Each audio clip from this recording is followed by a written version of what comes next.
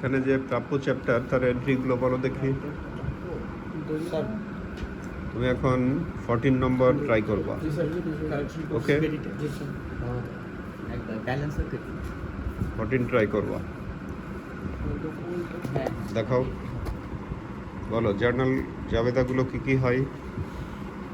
Sir প্রাপ্য হিসাব sir যাবে না তো তিনটা না চারটা ব্যাড ডেট এটা তো ব্যাড ডেটে যে প্রভিশন দিয়ে প্রাপ্য সেটা জানাবে ওটা জাবেদাগুলো লিখো আগে খাতায়। যখন অনাদায়ী পাওনা হিসাবভুক্ত হয়,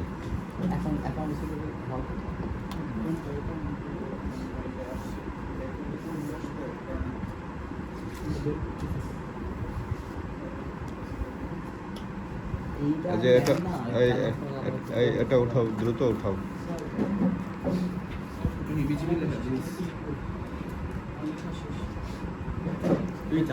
গল্প শেষ, মিলছে, বই দেওয়া বাকি। লিখো প্রাপ্য চ্যাপ্টারের ফার্স্ট এন্ট্রি। প্রাপ্য চ্যাপ্টারের ফার্স্ট এন্ট্রি কি হয় বলো। ফার্স্ট এন্ট্রি লিখো যখন অনাদায়ী পাওনা হিসাবভুক্ত করা হয়। হ্যাঁ লিখো, নিয়মটা লিখো আগে। আমি আবার এমনি ক্যালকুলেশন করতে পারি এবং তুমি এটা লিখে নিলেই হবে না, আমি পুরোটা বুঝে নিতে চাইবো কিন্তু, বুঝছো। এই জার্নালটা মনে মনে করতে লিখো যখন অনাদায়ী পাওনা হিসাবভুক্ত করা হয়, অনাদায়ী পাওনা সঞ্চিতি ডেবিট, প্রাপ্য ক্রেডিট।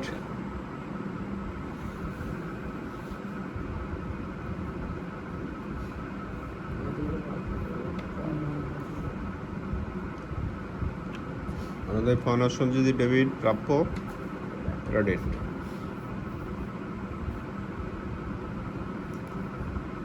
লিখছো, তোমার সংক্ষেপ করলা কেন? অনাদায়ী পাওনা সঞ্চিতি,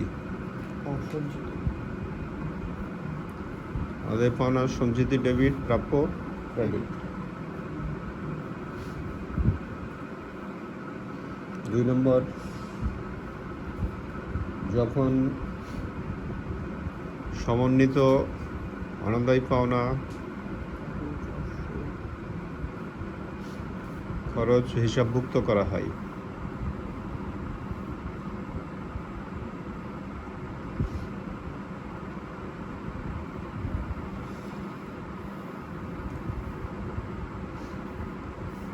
এন্ট্রি কি হবে বলতে পারবা তুমি? বলো। স্যার অনাদায়ী পাওনা হিসাব ডেবিট, অনাদায়ী পাওনা সঞ্চিতি ক্রেডিট। হ্যাঁ ভালো, এটা ভালো বলতে পেরেছো।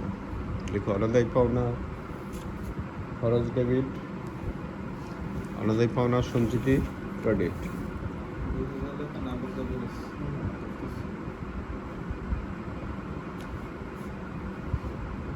এই চ্যাপ্টারে তো মনে হচ্ছে ভালো অবস্থা তোমার।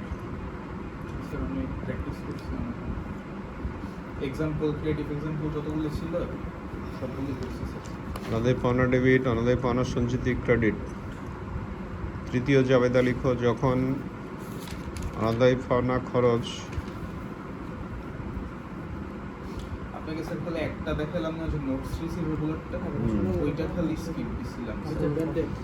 এটা আসলে জেনে নিতে চাচ্ছিলাম। অনাদায়ী পাওনা খরচ আয় সারাংশে স্থানান্তর করা হয়। যেটা ইম্পর্টেন্ট বলছেন তো ওটাও করবো আর কি। নোটস রিসিভেবল ওটা ইম্পর্টেন্ট না এই পরীক্ষার জন্য। অনাদায়ী পাওনা খরচ আয় সারাংশে স্থানান্তর করা হয় লিখছো। আয় সারাংশ ডেবিট, অনাদায়ী পাওনা খরচ ক্রেডিট। সুন্দর একটা বেসিক চিট শিটে দিই না করছো সেটা হচ্ছে কি এখন এটা না করলে এখন এটা করলে তো টেস্ট লাগবে। আমি বললো বিতে অনেক সময় জার্নাল এন্ট্রি চায় না, ওগুলো আগে করিস তাইলে তুই পালসটা বুঝবি। শোন, প্রথমে যে আমরা প্রভিশন ফর ব্যাড ডেটস এর অ্যাকাউন্ট আয় সারাংশ ডেবিট, এটার সাথে অনাদায়ী পাওনা খরচ ক্রেডিট।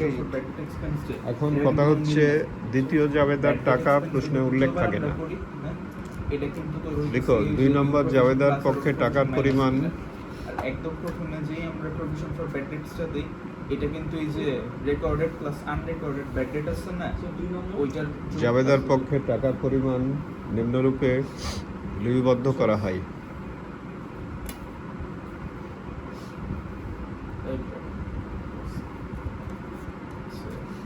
তবে লেজারটা রেডি করো, আমি জানতে চাইবো এখনই।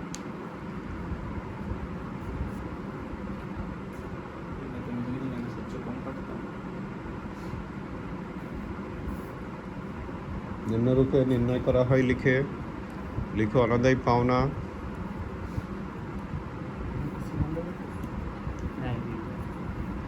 যোগ নতুন অনাদায়ী পাওনা সঞ্চিতি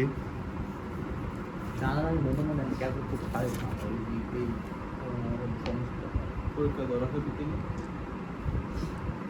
যোগ নতুন অনাদায়ী পাওনা সঞ্চিতি বাদ তো আমি বলি জার্নালের অঙ্কগুলো এক করবি, এখন পড়া পুরাতন পাওনা সঞ্চিতি। জানাও পাই হচ্ছে এই যে এটা শুধু লেজার দিয়ে